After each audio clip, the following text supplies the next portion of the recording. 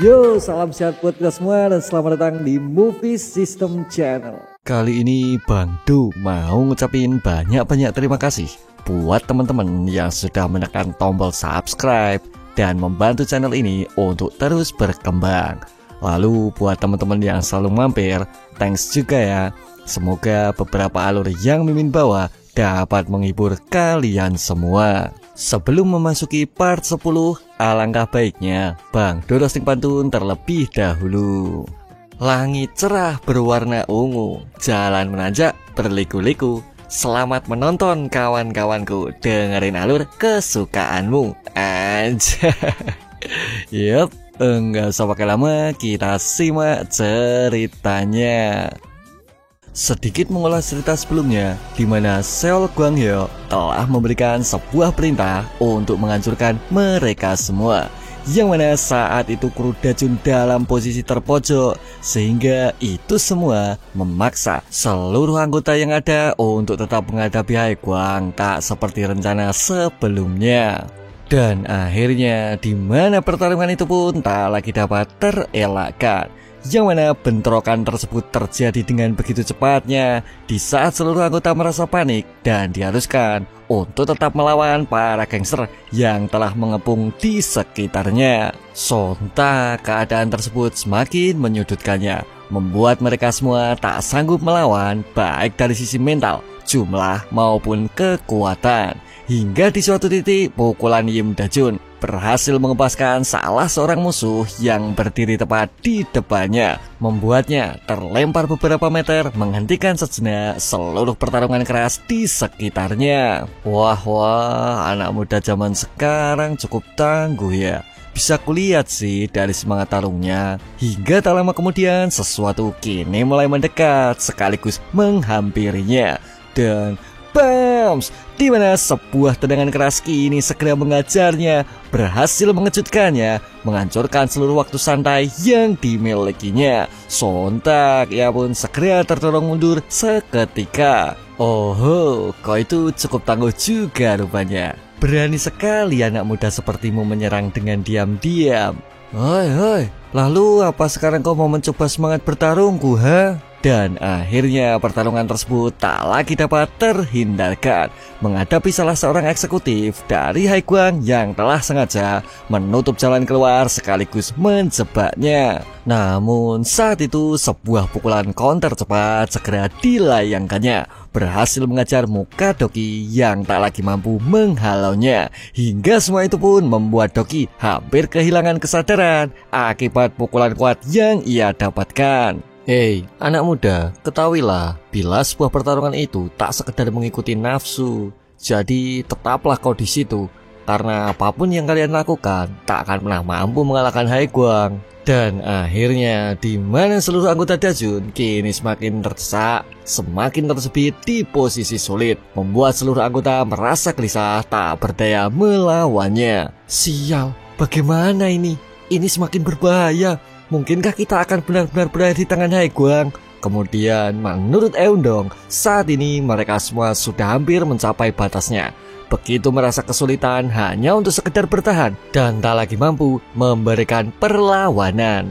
Bahkan saat ini jumlah musuh seakan tak ada habisnya, terus-menerus mengepung dan terus-menerus menghampirinya. Jadi memang benar ya, harapan kita untuk menang benar-benar sudah tak ada, ungkap Eundong yang kini mulai pasrah memahami situasi yang dihadapinya. Hingga akhirnya truk tersebut tiba-tiba saja menyala, menyerukan suara keras klaksonnya, menghentikan seluruh pertarungan intens di dalamnya. Woi, kalian semua, cepat naik truknya, kita sudah tak ada waktu lagi. Mendengar teriakan Doki, mereka semua segera bersiap melanjutkan rencananya, yang mana seluruh anggota kini mulai bergegas melompat, menaiki bak di bagian belakang truk secepat yang mereka bisa. Namun saat itu Seung Ryong hanya terdiam terkejut menatapnya, merasa tak percaya bila mereka semua akan menggunakan kendaraan yang diparkirnya. Dan ia pun kini coba mengingat bila pertarungan melawan Doki hanyalah sebuah jebakan untuk mengambil kunci kontak di bagian pinggangnya. Semuanya cepat lari, naik ke atas baknya, ungkap Dajun sembari kini menyusul mereka berusaha meloloskan diri secepatnya. Hoi, Pak, akan kuingat seluruh nasihatmu, tapi sekarang kupinjam dulu ya truknya, ungkap Doki sedikit mengejek, berhasil memanfaatkan situasi yang sedang dihadapinya. Hoi, kejar mereka, aku masih ada cicilan 53 bulan soalnya, dasar sial.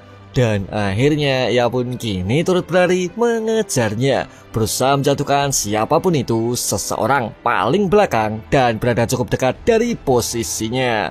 Dan bams, dimana saat itu juga Dajun segera menyelamatkannya, menghentikan seluruh langkahnya, tak berhasil menjangkaunya. Sontak Dajun pun kini segera berbalik, berlari meninggalkannya, berusaha sebisa mungkin menaiki truk secepatnya. Hingga semua itu pun membuatnya merasa begitu kesal, membiarkan mereka semua menjadi lolos bersama dengan kendaraan kesayangan yang baru saja dikendarainya. Mungkinkah aku akan benar-benar kehilangan mereka? Ungkap Seung Ryong merasa tak percaya terhadap apapun itu yang sedang disaksikannya. Dan akhirnya mereka semua kini berhasil keluar dari dalam pelabuhan, tempat di mana seluruh eksekutif Haegwang berkumpul di dalamnya. Ya, menyambut kepulangan Shin Wosung pastinya. Bagus Doki, kau baru saja mencuri truk sampah ini. Gila, aku tak percaya kau akan senekat ini. Benar, soalnya aku hampir putus asa tadi. Ungkap mereka semua yang kini merasa senang dapat kembali kabur dari dalam cengkraman Haegwang yang mengepungnya. Namun, apa yang terjadi? Belum sempat perasaan lega itu menyelimuti mereka semua, kini anggota Haegwang justru masih kembali mengejarnya menggunakan beberapa motor yang saat lalu telah mereka tinggalkan. Yang mana jarak di antara mereka kini malah menjadi semakin dekat, semakin terkejar, tak lagi mampu meninggalkan anggota Haegwang yang berusaha menyusulnya.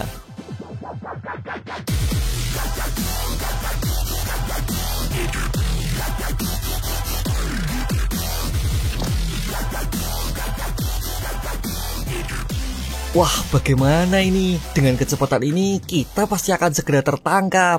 Hei Doki, bisakah kau injak gasnya? Ungkap mereka yang kini cukup merasa panik. Sebab bila mereka terhenti, seluruh anggota Haegwang di pelabuhan pastilah akan segera datang menyusulnya. Apa kalian pikir akan semudah itu kabur dari kami, ha? Ungkapnya sembari terus menambah kecepatan di motornya. Namun, apa yang terjadi? Di mana saat itu juga Doki segera menghentikan truknya dan mereka semua pun segera turun dari bak di belakangnya, hingga membuat anggota Haegwang kini merasa bingung mengamati situasi dan kondisinya, hingga salah satu dari mereka mencoba memanfaatkan momen tersebut dan mengajak mereka semua untuk bergegas maju mengejarnya. Namun ketika mereka semua mendekati bagian belakangnya, sontak bak tersebut kini mulai terangkat, berusaha menurunkan muatan yang terdapat di dalamnya.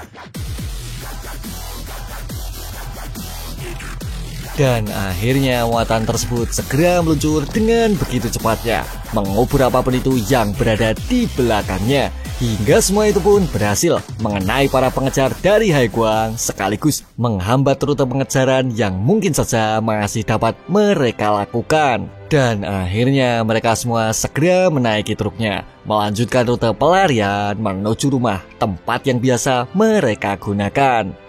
Memang sial, kenapa rintangan itu selalu datang berkali-kali sih? Bikin tegang saja. Tapi aku cukup merasa lega sih, akhirnya kita semua masih bisa melanjutkan hidup kita, ungkap mereka mewakili perasaan Doki yang saat ini cukup merasa puas atas seluruh hasil akhir yang tak terlalu buruk demi kelangsungan organisasi yang dipercayainya. Namun saat ini Im Dajun masih dengan ekspresi yang sama, terus menahan rasa emosinya, mencoba menggunakan pemikiran rasional di dalam menentukan seluruh keputusan yang ia berikan. Karena di balik rasa emosi balas dendam yang hampir saja tak terbendung itu, keselamatan dari seluruh anggota keluarga nyaris menjadi bayaran mahal bila dirinya ini terus memaksa mengikuti adanya gejolak perasaan yang sesaat lalu terus-menerus menghantuinya. Aku cukup yakin bila Haegwang pasti akan mengejar kita. Jadi mulai sekarang apa rencanamu?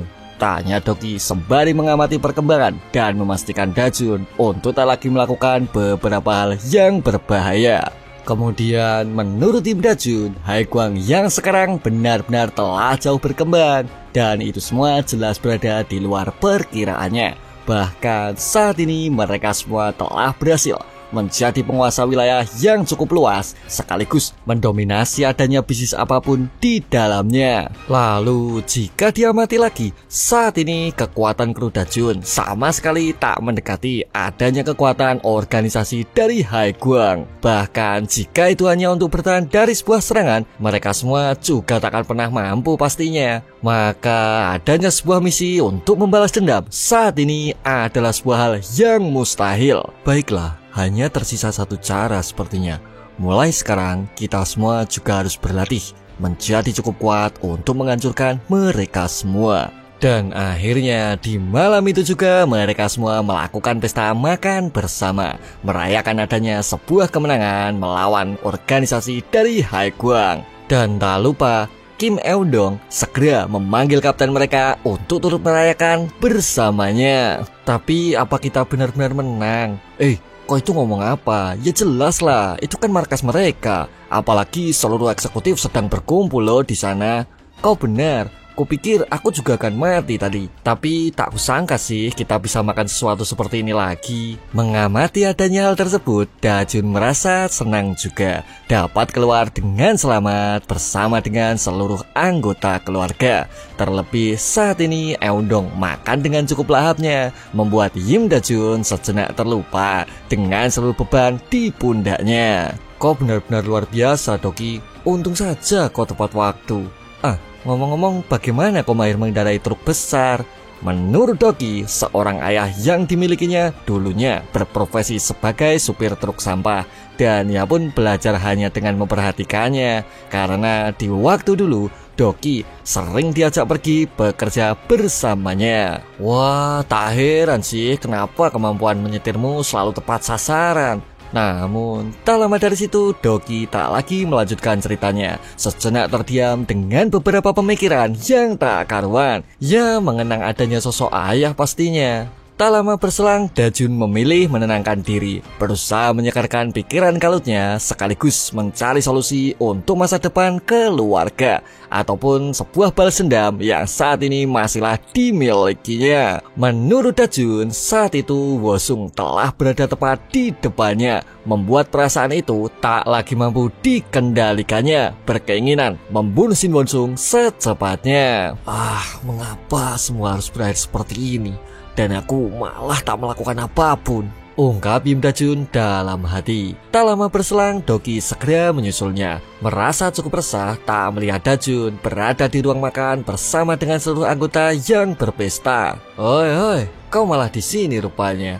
Iya, kupikir ini semua tak begitu buruk bukan? Tapi sayang sekali sih kita harus kehilangan Shin Wosung. Kemudian menurut Doki, ini semua memanglah sangat mengecewakan.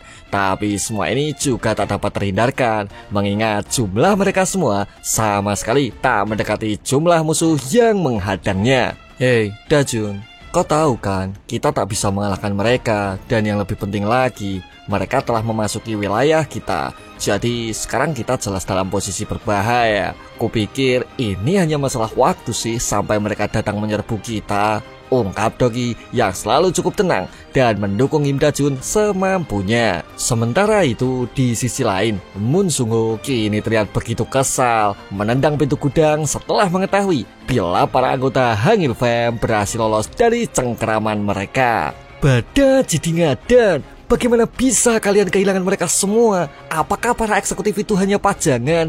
Lalu apa kalian sekarang bisa menyebut diri kalian eksekutif Haiguang, ha? Hei, sekarang kau bisa tenang tidak? Bukankah ini semua juga berlaku untukmu? Dan bams, dimana sebuah pukulan telak kini segera mengajarnya, menutup semua omong kosongnya, mengempaskan sungguh beberapa meter dari posisinya. Sontak ia pun segera tumbang seketika.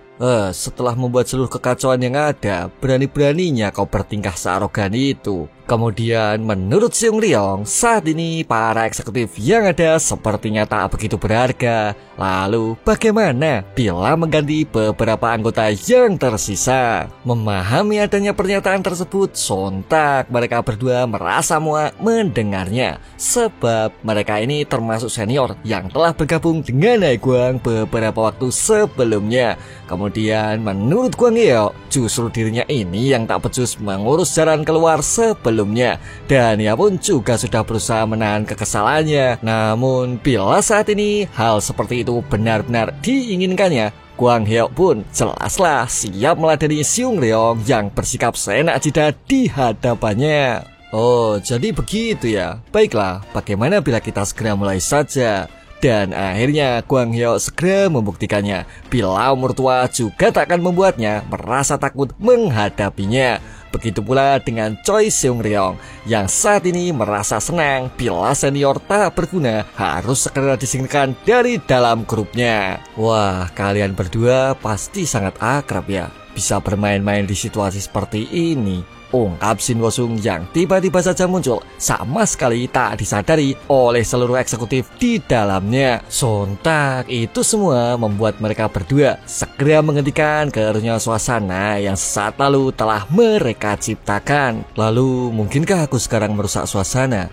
Kemudian menurut Shin Wo-sung, ketidakhadirannya kali ini sepertinya telah membuat suasana menjadi lebih hidup daripada sebelumnya. Seperti adanya Kim Tae yang telah berhasil lolos dari cengkraman mereka semua. Dan ada pun orang-orang dari keluarga Nilfam yang mencoba datang sekaligus berhasil menyelamatkannya. Jadi mengapa mereka bisa lolos ketika tepat berada di depan mata kita? Tanya Shin Wo-sung yang kini jelas merasa kesal mengamati seluruh eksekutif di depannya. Hingga semua itu pun membuat mereka cukup merasa gugup untuk memberikan penjelasan terkait masalah sebelumnya. Hingga tak lama berselang, Kwak Do Chang sedikit menjelaskan bila kurangnya persiapan menjadi penyebab utamanya. Tak lama kemudian, tiba-tiba saja Shin Wo-sung segera tertawa mendengarnya, membuat seluruh eksekutif cukup merasa panik menghadapi sikap Shin Wo-sung yang tak lagi tenang seperti biasanya. Hingga tak lama dari situ, ia pun segera berkata,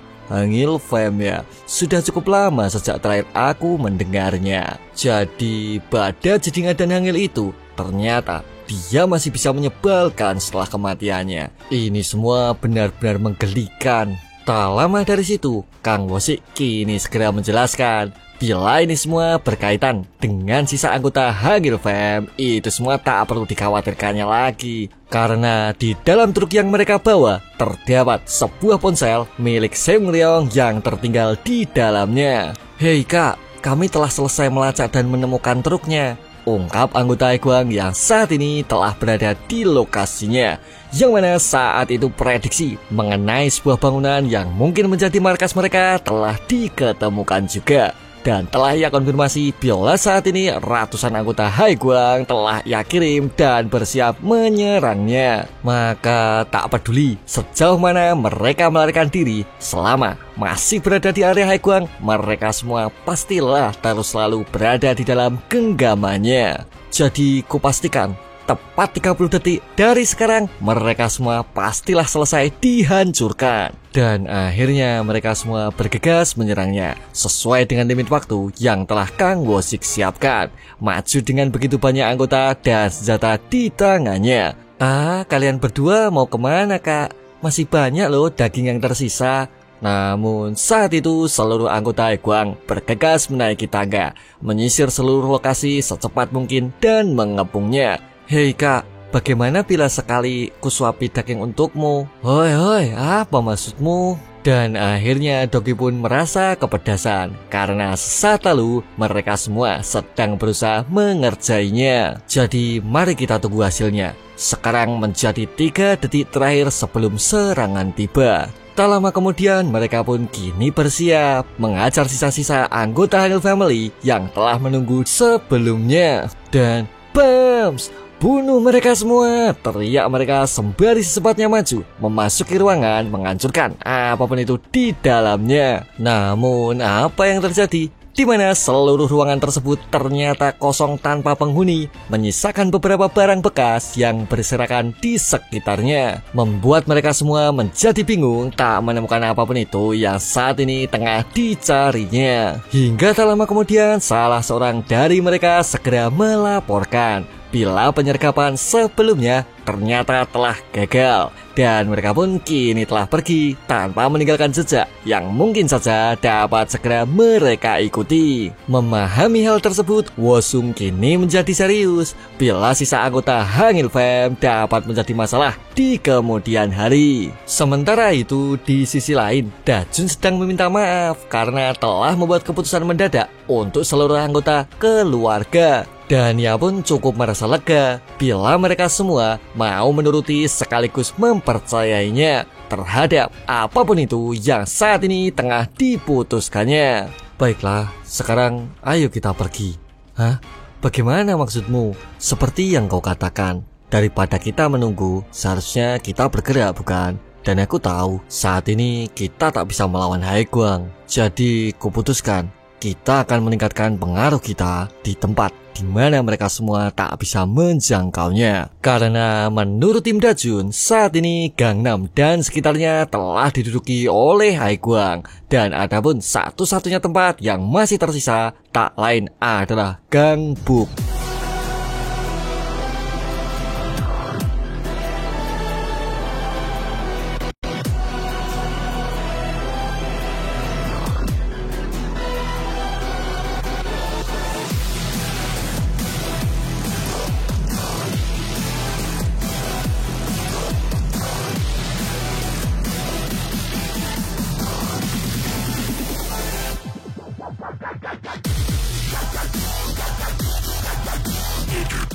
Terima kasih, kalian semua telah mempercayaiku. Kuharap mulai dari sekarang akan kita buat awal yang baru dan naikkan reputasi maupun pengaruh sebisaku. Kemudian bila dipikir lagi, 1 tahun adalah waktu yang dibutuhkan Haiguang untuk berkembang seperti sekarang. Maka berjuanglah kalian, akan kita susun kekuatan kita di wilayah Gangbuk menjadi lebih besar. Namun kupastikan bila waktu yang dibutuhkan akan lebih cepat dari Haiguang sebelumnya, ungkap Im Dajun mengawali perjuangannya. Dan akhirnya waktu pun terus berlalu, yang mana saat ini mereka mulai tinggal di dalam sebuah penginapan menggunakan uang hasil kerja paruh waktu yang tersisa di dalam tabungannya. Ini mungkin lebih baik dari rumah sebelumnya, tapi kenapa harus mahal? Tapi kak, bukankah tinggal di penginapan adalah yang terbaik? Kemudian menurut Doki, jika mereka semua tinggal di penginapan menggunakan sisa uang yang ada, itu jelas lebih baik. Namun itu semua akan menjadi masalah baru jika terus-menerus tinggal di waktu yang cukup lama. Jadi sekarang bagaimana menurutmu? Namun saat itu Im Dajun hanya terdiam, berusaha mendengar perkataan Doki dan tak sedikit pun memberinya sebuah tanggapan. Hoi, mungkinkah kau masih terus-menerus memikirkannya? Ya, memikirkan keluargamu sepertinya. Sebenarnya saat itu Dajun benar-benar merasa senang bisa berkumpul sekali lagi dengan anggota Hangil dari keluarga pelarian sebelumnya. Dan ia pun segera menjelaskan bila saat ini dirinya telah memiliki sebuah keluarga baru yang telah tinggal bersamanya. Dan karena itulah dirinya ini segera memberi mereka sebuah penawaran. Jadi, karena aku sudah membangun sebuah tempat tinggal, maukah kalian tinggal bersama seperti dulu? Menurut Kim Tae, dirinya ini benar-benar merindukan adanya masa-masa itu saat dimana mereka semua dapat sekali lagi berkumpul bersama. Bahkan di dalam kesehariannya, ia pun selalu berdoa supaya masa itu akan kembali tiba di suatu ketika. Tapi maafkan aku Dajun, sepertinya sekarang aku tak bisa, ungkap Kim Tae memberikan jawabannya. Dan akhirnya Dajun pun tak lagi mampu menahannya, melepaskan keluarga lama yang sudah sekali lagi dapat berkumpul bersamanya. Namun saat ini ia pun cukup merasa yakin bila mereka berdua akan tetap baik-baik saja seperti apapun itu harapannya. Iya, itu benar, mereka pasti juga memiliki rencana. Jadi karena sekarang sudah cukup larut, kau sebaiknya segera istirahat saja, ungkap Doki memberikan nasihatnya. Dalam hati sebenarnya Dajun cukup merasa ragu, mampukah dirinya ini bertanggung jawab atas sebuah keluarga maupun seluruh keputusan yang dibuatnya. Sebab saat ini untuk menghindari kejaran Haiguang, mereka semua bahkan harus pergi ke wilayah Gangbuk yang terlampau jauh dari lokasi sebelumnya. Dan mereka semua juga bersedia datang kemari. Itu semua semata karena mereka semua percaya kepada Yim Dajun sepenuhnya. Maka saat ini Yim Dajun memutuskan untuk tetap terus berjuang, berusaha berkembang sekaligus melindungi semua. Hingga di suatu titik ia pun kembali teringat akan Cho Hangil. Bagaimana cara Kak Hangil berjuang bila tak memiliki sebuah tempat tinggal untuk keluarga yang bersamanya. Terlebih tempat ini adalah tempat asing, lokasi yang terasa aneh di dalam lubuk hati dan pikirannya. Tempat ini benar-benar berisik. Aku harus mencari tempat tinggal secepatnya.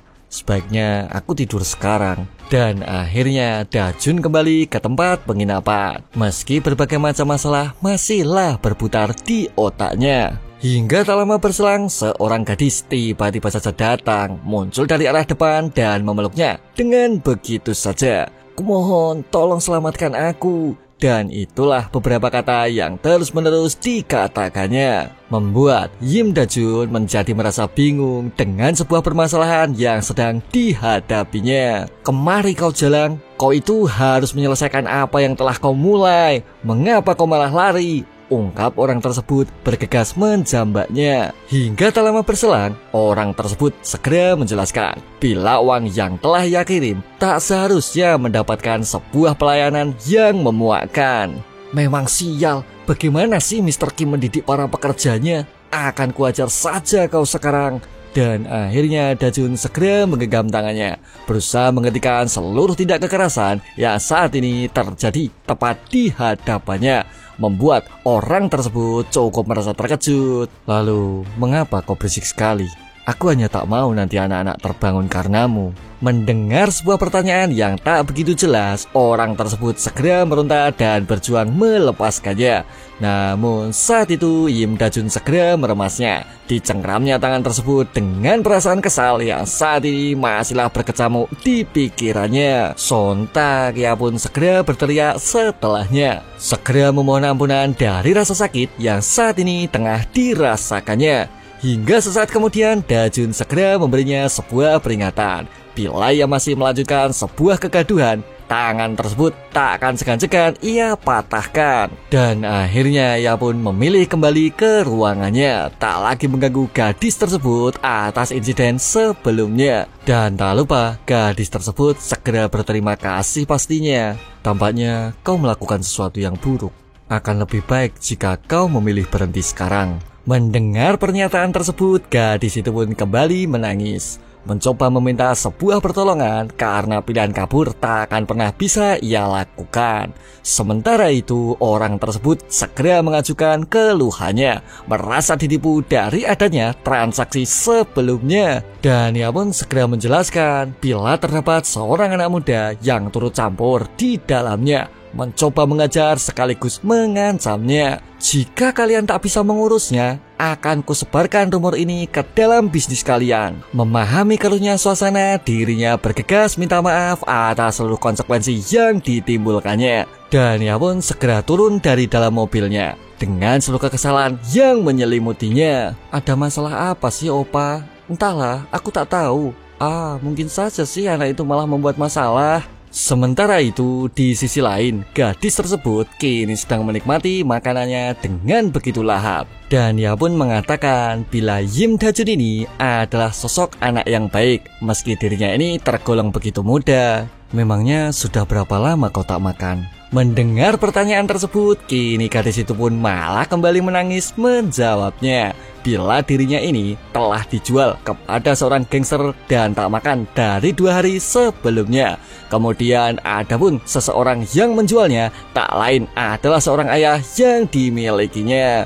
Dan itulah mengapa dirinya ini selalu dipaksa untuk mengikuti jadwal yang terlampau berat oleh para gangster yang membelinya untuk melakukan hal-hal buruk dengan memasang gelang di tangannya. Bahkan saat ini jika dirinya berhasil melarikan diri, mereka semua akan dengan cukup mudah menemukannya. Dan ia pun sudah tak memiliki sebuah tempat untuk berlabuh di atas seluruh penderitaannya.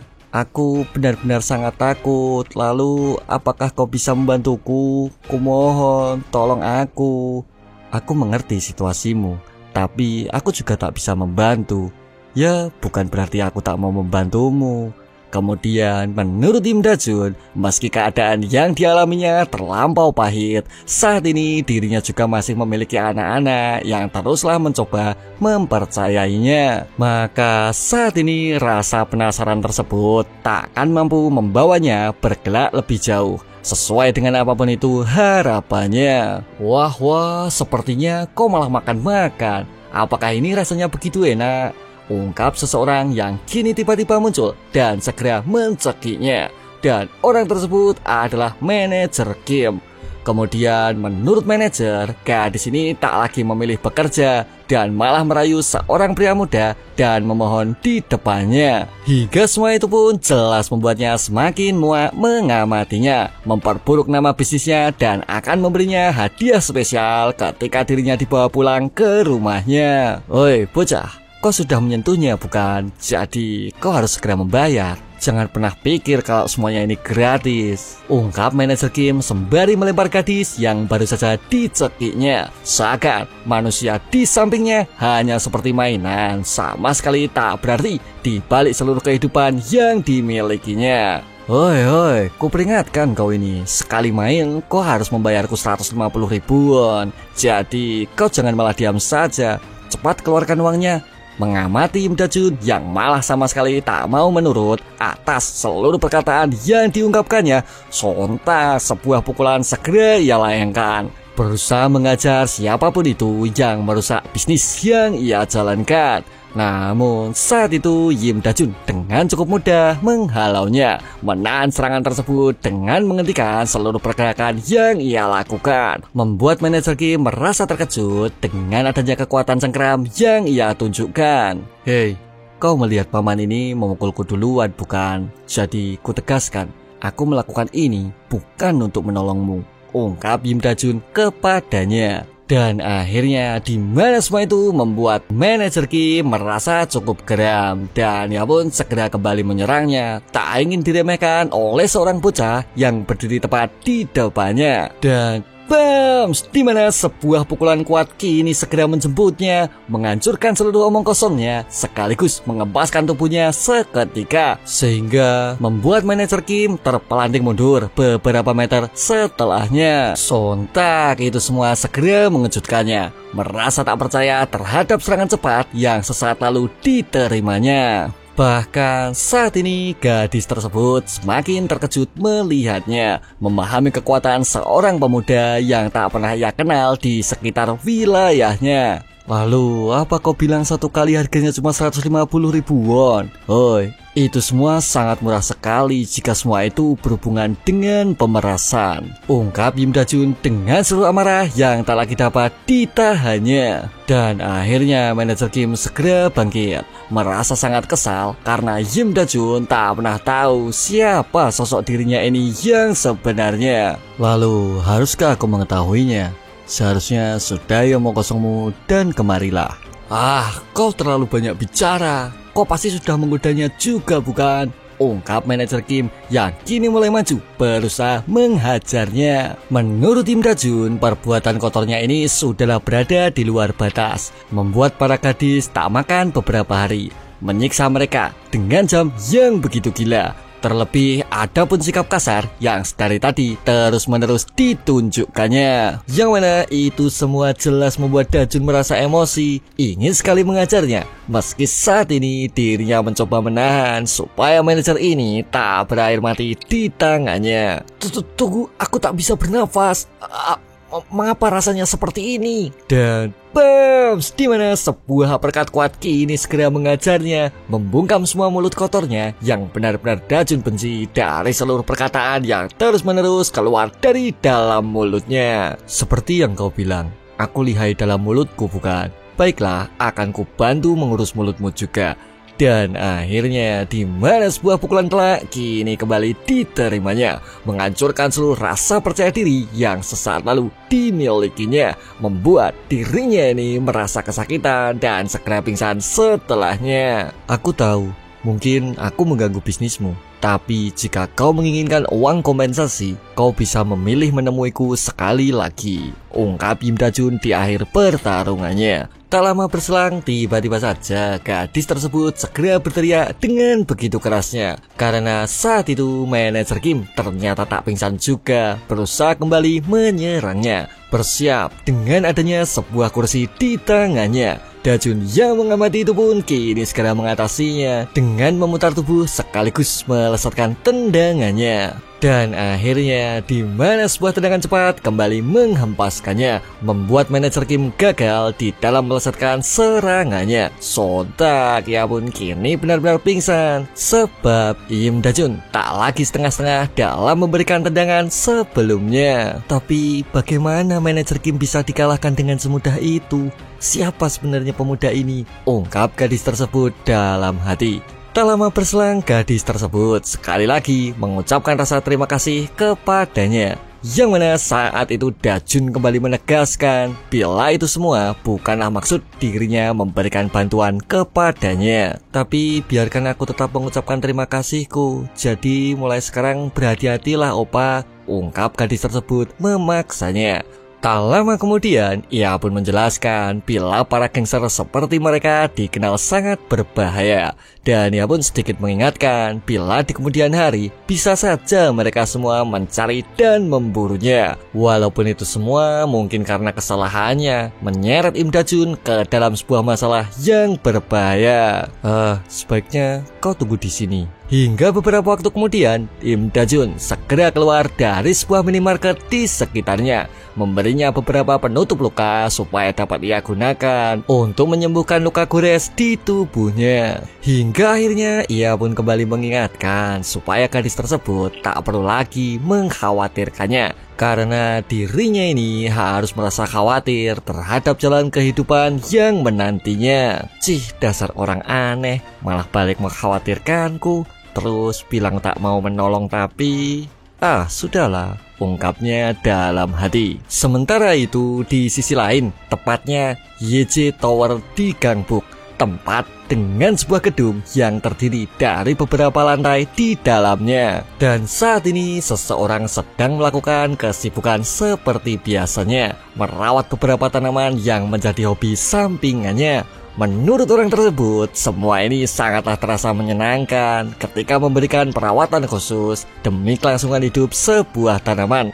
Adapun memilih memotong beberapa cabang yang sudah tak lagi dibutuhkan atau meninggalkan bagian-bagian penting yang masihlah diperlukan. Karena semua itu adalah sebuah proses yang sangat dibutuhkan guna menghasilkan salah satu seni ataupun bisnis yang ia kerjakan. Bukankah begitu, Gabriel? Ungkap orang tersebut kini coba menyapanya. Kemudian menurut Gabriel, saat ini adalah waktu bagi dirinya untuk melakukan pemeriksaan kepada para gadis pelayan yang sudahlah sedari tadi menunggunya. Baiklah, kalau itu memang sudah pada waktunya, jadi dari mana aku sebaiknya memotongnya? Dan orang tersebut tak lain adalah CEO agensi dari sebuah prostitusi bernama Lee Myung-kwan.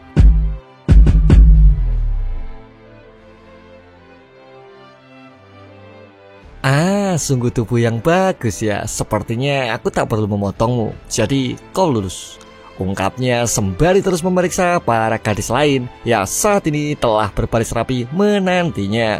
Dan ia pun memotong apapun itu yang sama sekali tak terlihat enak di matanya. Bahkan saat ini terdapat seorang gadis yang cukup gendut, tak menjaga berat badannya, dan cukup mengganggu di dalam bisnis yang digelutinya. Dan akhirnya di mana sebuah tamparan keras segera diterimanya, merasa cukup takut dengan sebuah perintah yang akan segera ia dapatkan. Sebab saat ini CEO Lee segera menegaskan supaya gadis tersebut tak diberi makan ataupun air di dalam proses diet guna menunjang adanya bisnis yang dimilikinya. Ingatlah, jika kau tak cantik, kau bahkan tak layak untuk hidup, ungkap si Ole menegaskannya. Hingga di suatu titik, ia pun kini mulai memeriksanya, merasa cukup heran dengan seluruh kondisi tubuh yang berantakan.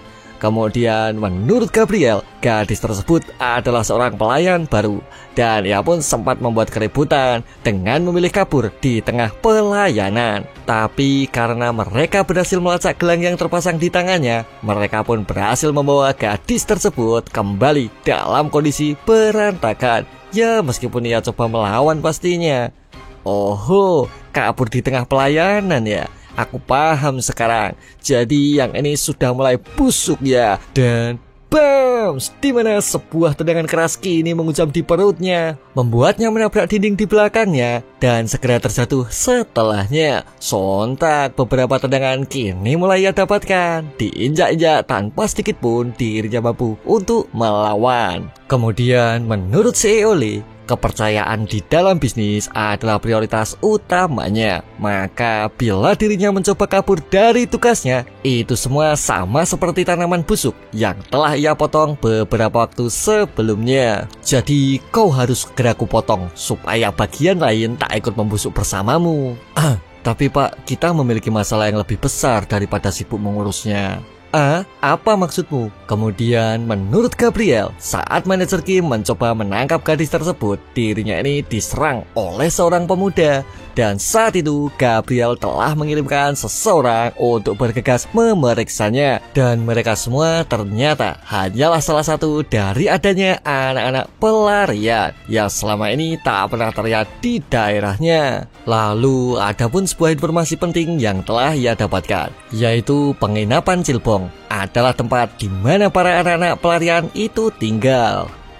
Jadi serangga-serangga pada Jidingadan itu berani menyentuh bisnisku ya.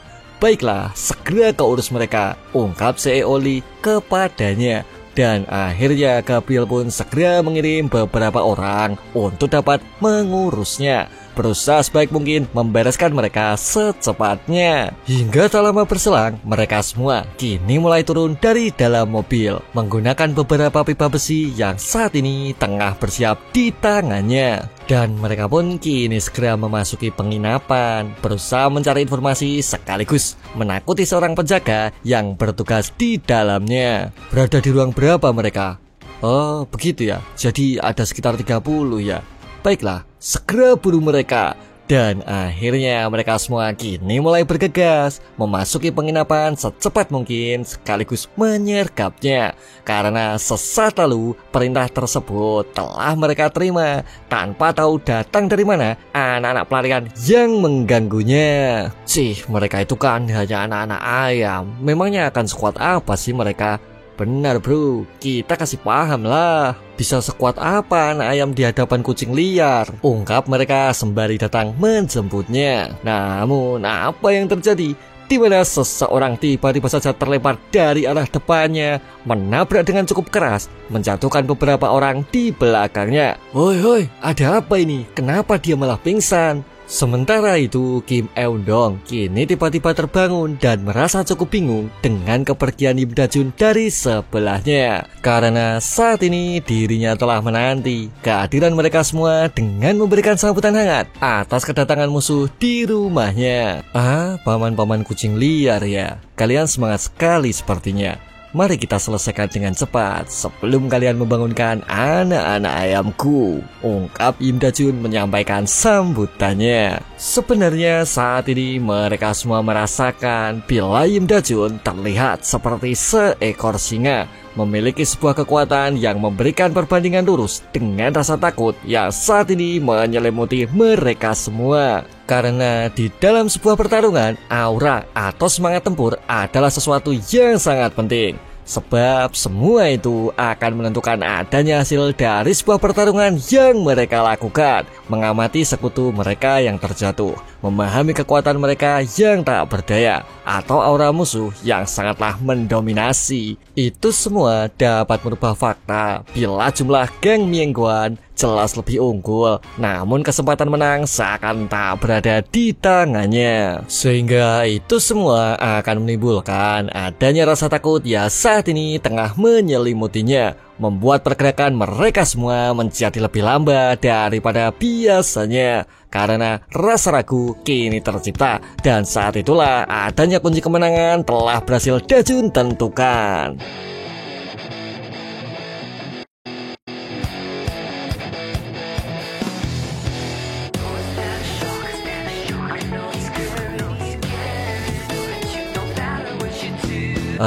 Kalian jangan salah paham paman, aku benar-benar masih 18 tahun, jadi segera selesaikan sekarang. Woi, jangan ragu, sekarang pepet dia. Kemudian menurut mereka semua, jika Dajun terpojok, itu semua akan mempermudah mereka untuk memberikan serangannya. Namun itu semua tak akan menjadi berbeda ketika seseorang yang mereka lawan tak berada di level yang sama.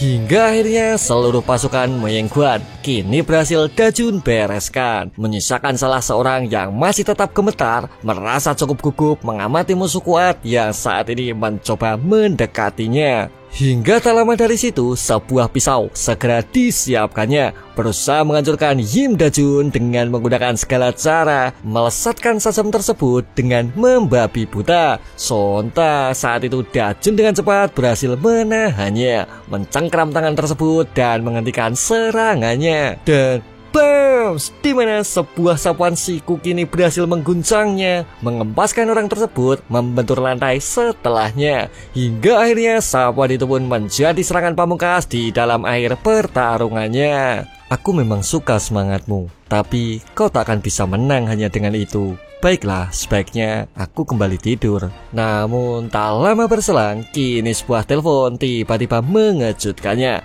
membuat Dajun terhenti dan segera mencoba memeriksanya. Dan akhirnya ia pun kini mencoba mengangkatnya. Hoi, ingat, lakukan dengan cepat dan pastikan semua itu bersih.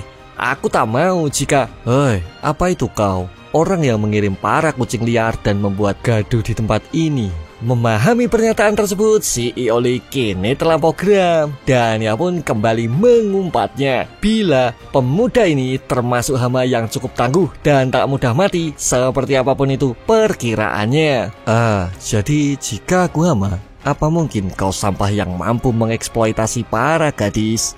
Belum sempat pertanyaan itu dijawabnya, kini sebuah teriakan segera didengarnya, yang mana saat ini gadis tersebut tengah menangis meronta-ronta, merasa begitu sedih atas seluruh penderitaan yang dialaminya. Tenanglah, Pak Tua ini memiliki banyak cara menyelesaikannya. Jadi dengarlah bocah, sekali aku menandai target, aku takkan pernah melepaskannya. Dan ketahuilah, sudah kutandai kau sekarang. Hoi, baguslah, aku pun sama. Sekali sesuatu itu kugigit sampai mati, tak akan pernah kulepaskan. Dan kau baru saja tergigit oleh semua perbuatan yang kau lakukan. Dan akhirnya Dajun segera menutup teleponnya, membuat Seole merasa begitu kesal hingga seluruh kata kasar kini terus-menerus ia ungkapkan. Woi, siapapun yang bertugas segera masuk. Dan akhirnya seseorang segera memasuki ruangan, menanyakan mengenai berapa jumlah bayaran yang akan segera ia dapatkan.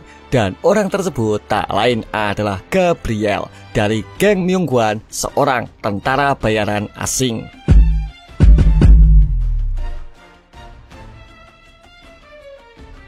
Empat kali dari bayaranmu saat ini, kuharap cepat selesaikan semuanya dengan cukup rapi. Dan akhirnya ia pun segera menyetujuinya, berjalan perlahan sembari menolong gadis di depannya. Karena semenjak lalu CEO masih saja terus-menerus menyiksanya. Kau tak seharusnya memperlakukan wanita seperti ini. Jadi kau ingin melenyapkannya, bunuh dia tanpa sedikit pun rasa sakit.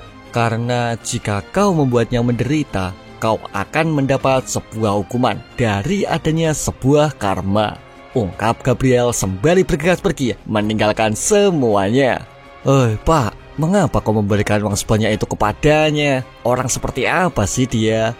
Kemudian menurut si Oli, Gabriel ini memiliki sebuah pekerjaan ketika hidup di Filipina, yaitu sebagai pedagang manusia.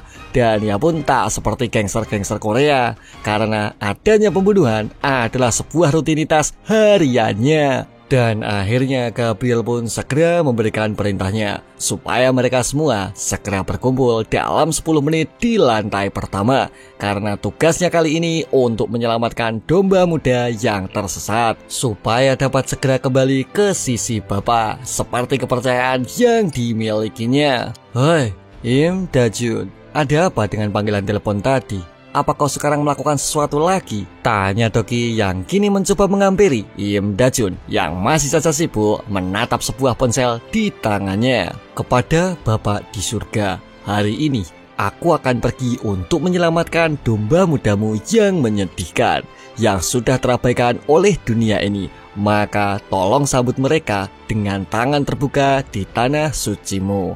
Amin. Dan akhirnya ia pun kini mulai berangkat dengan segala persiapan yang telah ia selesaikan sebelumnya, menuju lantai dasar seperti perintah misi yang telah ia berikan kepada bawahannya. Baiklah, sekarang jadi kita berang. Belum sempat selesai dirinya mengatakan perintah selanjutnya, kini malah terlihat di mana seluruh anggota pasukan telah terbaring di depannya, tersungkur lemah porak-poranda tak berdaya. Yang mana semua itu jelaslah mengejutkannya, membuatnya merasa bingung, merasa tertegun, tak percaya. Hingga di suatu titik Im Da-jun tiba-tiba saja muncul dari arah belakangnya dan sedikit menyapa. Masih tersisa satu lagi rupanya. Dan bams, di mana sebuah pukulan kuat kini segera dilesatkannya, tak memberinya waktu bertanya dan memilih untuk secepat mungkin mengirimkan tinju keras ke arahnya. Sontak ia pun kini harus terdorong mundur, terpental cukup jauh akibat berusaha menahan adanya serangan dahsyat yang sesaat lalu mengejutkannya. Sungguh melelahkan menunggu. Jadi karena itulah aku datang menemuimu,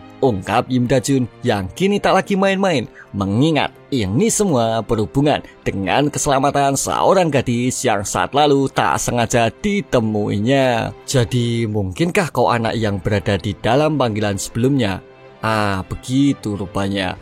Kemudian menurut Gabriel, Im Da-jun ini seharusnya merasa senang karena telah mendapat sebuah kesempatan berupa misi penyelamatan yang akan segera ia lakukan. Ya, jalan tobat sebelum kematian pastinya. Sepertinya ini akan menarik. Tapi ketahuilah, aku sudah berjalan terlalu jauh jika harus mengharapkan sesuatu yang seperti itu, ungkap Im Da-jun menegaskan kehidupan kelam yang selama ini telah dimilikinya. Dan akhirnya Gabriel pun segera melesat maju menghajarnya, berusaha melesatkan pukulan tersebut berharap mampu membalasnya. Namun saat itu Da-jun berhasil menghindarinya. Bahkan adanya tendangan counter cepat kini segera menyambutnya, mendorong Gabriel kembali mundur ke jarak posisi sebelumnya. Wah, pergerakanmu itu cukup bagus, tapi kalau cuma belum sempat dirinya menyelesaikan seluruh ocehannya, kini beberapa pukulan kuat segera menusuknya. Sama sekali tak mengira bila Im Da-jun akan dengan begitu cepat melesat maju kemudian menghajarnya. Jadi dia mampu meningkatkan kecepatan di dalam waktu sesingkat ini ya. Hei, paman, aku itu cuma remaja pelarian, jadi aku jelas tak punya ayah atau hal seperti apapun yang telah kau katakan sebelumnya. Dan benar saja, di mana sebuah pukulan keras kini kembali menghampirinya, membuat Gabriel terlempar cukup jauh, terpelanting mundur setelahnya. Karena saat itu Gabriel sama sekali tak bermaksud untuk menahannya.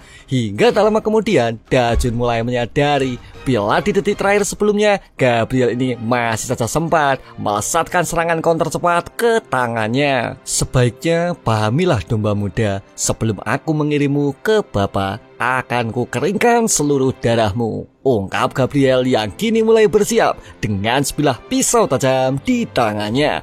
Mendengar pernyataan tersebut, Da-jun berbalik memberikan saran supaya segera memanfaatkan kesempatan ini untuk menyudahi segala kesalahan yang pernah ia lakukan. Namun saat itu Gabriel sama sekali tak mendengarnya, malah berbalik kembali menjelaskannya bila Im Dajun ini menunjukkan keberanian di tempat yang salah, sebab adanya garis takdir tak akan membuatnya bisa kabur dari adanya kematian yang telah ia targetkan.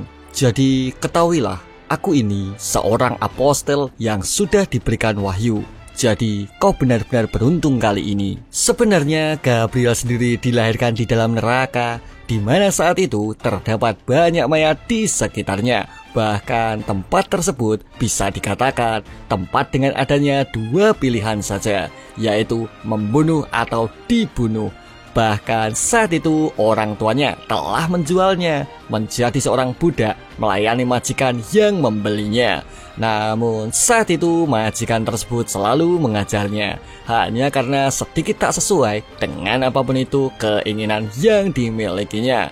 Dan ia pun jelas tak mampu menahannya bila bukan karena Tuhan yang selalu bersamanya. Hingga di suatu titik Bapak mulai memberikan wahyu kepadanya, mendapatkan sebuah misi yang tiba-tiba muncul di otaknya, yaitu menyelamatkan para domba dari dasar neraka. Maka saat ini ia pun sudah tak menghitung lagi berapa banyak domba yang telah berhasil diselamatkannya. Tapi yakinlah, karena kau sudah bertemu denganku, kau ditakdirkan untuk diselamatkan juga.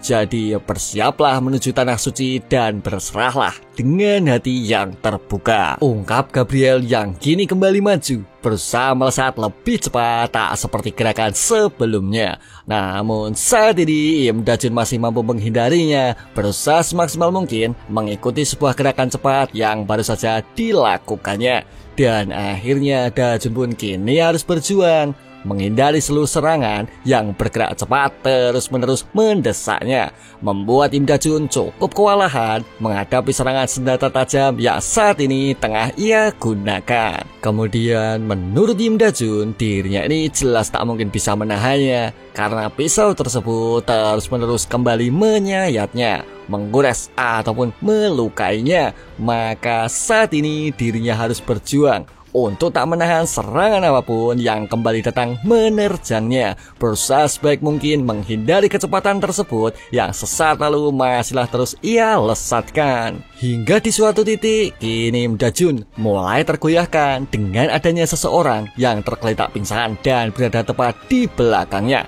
membuat keseimbangan yang dimilikinya segera hancur seketika. Sontak ia pun terjatuh setelahnya. Memahami adanya kesempatan yang terbuka lebar di depannya, kini Gabriel segera menghabisinya, karena menyelamatkan Im Dajun dari dasar neraka adalah misi yang dimilikinya. Dan akhirnya di mana serangan tersebut segera dilesatkannya, memanfaatkan segala situasi yang saat ini tengah berpihak di sisinya. Namun apa yang terjadi? Di mana saat itu juga Dajun berhasil menghentikan serangannya menggunakan sebuah sabuk yang ia gunakan sebelumnya, menahan laju pisau tersebut untuk tak menancap di tubuhnya. Hingga tak lama berselang, sebuah tendangan segera ia lesatkan, kembali mengebaskan Gabriel yang tak berhasil memaksimalkan adanya kesempatan emas yang saat lalu telah ia dapatkan. Dan akhirnya Dajun kini mulai bersiap memasuki ronde selanjutnya dengan sebuah sabuk yang kini tengah bersiap di tangannya. Oi, sekarang majulah, hancurkan ini jika kau bisa. Mendengar perkataan tersebut, Gabriel segera kembali maju melesatkan serangannya, berusaha menusuk Im Dajun secepatnya. Namun sesaat kemudian pisau tersebut segera terpental, tak mampu lagi menjangkaunya seperti gerakan-gerakan sebelumnya. Bahkan saat ini Dajun kembali menyerangnya, mencoba mendesak pergerakan pisau tersebut yang dari tadi terus-menerus selalu ia gunakan. Hingga di suatu titik Im Dajun kini mulai menyerang, menggunakan sabu tersebut, memanfaatkan apapun yang saat ini berada di tangannya. Dan bams! Di mana Gasper tersebut kini berhasil mengenainya, melukai bagian mata tanpa sekalipun serangan tersebut pernah ia perkirakan. Sontak ia pun kini mengerang kesakitan, tak lagi mampu menggunakan penglihatan sebelahnya akibat adanya kelengahan yang saat lalu telah diperbuatnya. Kau domba yang butuh perhatian khusus rupanya. Bahkan sampai akhir kau itu sama sekali tak bersyukur, ungkap Gabriel sembari pisau tersebut kembali ia lesatkan. Namun saat itu Yim Da-jun berhasil menangkapnya, berusaha menghentikan seluruh gerakannya dan bersiap menyerangnya. Dan akhirnya sebuah serangan kini tengah berhasil melukainya. Memukul dengan sekuatnya dan menarik sekencangnya membuat Gabriel segera tertunduk setelah mendapat serangan telak di mukanya. Lalu bagaimana? Apa kau tak ingin menyelamatkanku? Dalam situasi ini, sepertinya akulah orang yang akan melakukan penyelamatan kepadamu, tegas Yim Da-jun dengan masih menggenggam sabuk di tangannya. Tak lama berselang, Gabriel sedikit tertawa dan dia pun segera menjelaskan bila penginapan yang digunakannya kini sedang diburu oleh beberapa orang kepercayaannya, yang mana mereka berempat adalah orang-orang paling berbahaya dari organisasi Myeongguan yang saat ini telah berhasil dikirimnya, yaitu para ahli dari tim pemukiman di wilayah Yanbian.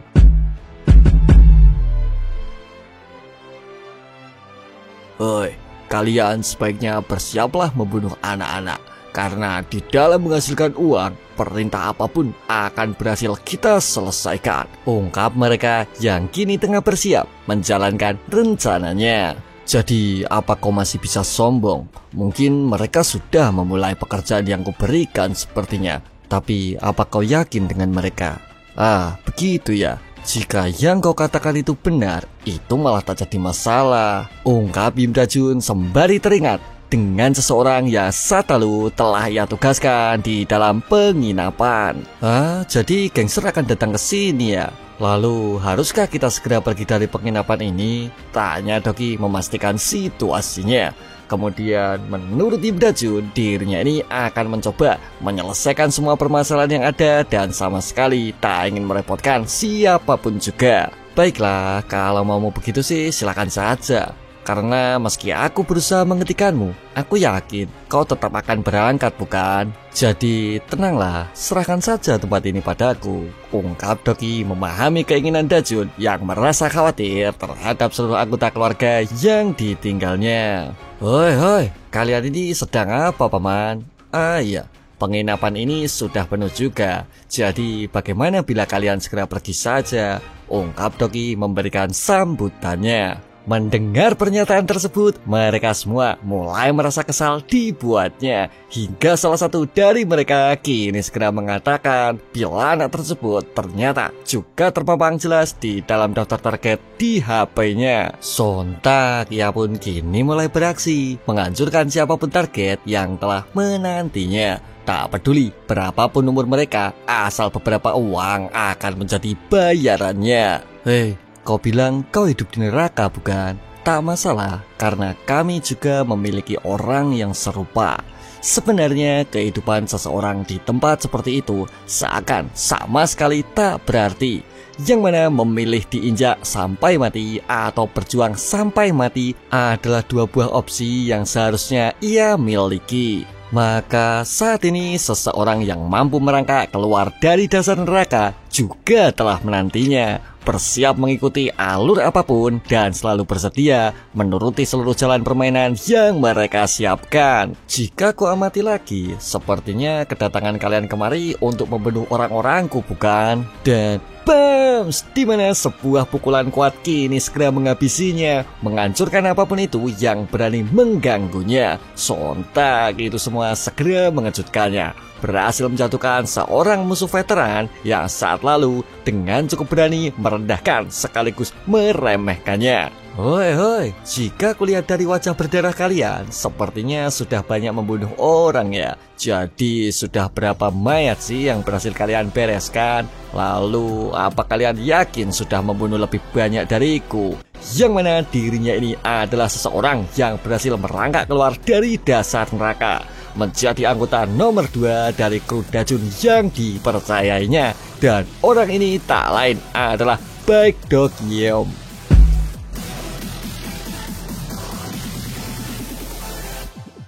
Dan sampai di sini dulu guys alur cerita To Not Die di part 10. Bila kalian tertarik, bisa simak cerita selanjutnya. Dan ciao.